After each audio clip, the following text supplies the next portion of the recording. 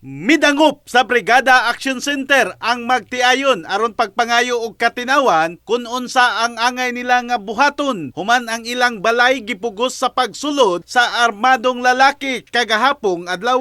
Matod ni Joselito Hokamis Katipay nga nakasinati og truma ang usa sa ilang kabanay nga nag-inusara lang ni atong tungura sulod sa ilang Pinoyanan. Samtang kini nagkalingaw sa iyang cellphone. Apan nahibulong na lang nga dunay kusog kaayo nga nanuktok sa pultahan ug dihang naabli na ang pultahan misulod kini og nagsinggit-singgit nga pagawson ang maong lalaki nga ilang gipangita. Matud pa gibalibaran sa ilang kabanay nga walay laing tawo ang nakasulod dihang nasayod ang armadong lalaki nga gihulagway nila nga usa ka sakop sa pulis dali kini nga misibat. Dunay pasangil ang magtiayon nga gisuwayan unta og dala sa armadong lalaki ang ilang nag-inusarang kabanay sud sa Pinoyanan. Apan ni gawas dihang giingnan nga dunay CCTV kamera ang maong balay.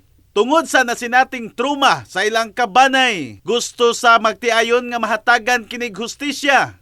Nagplano karon ang magtiayon nga susihon ang usa ka presinto sa kapulisan kung aktibo ba nga pulis ang maong armado nga lalaki. In the heart of changing lives, ako si Brigada Alan Tangkawan sa 90.7 Brigada News FM Cebu, the Music and News Authority.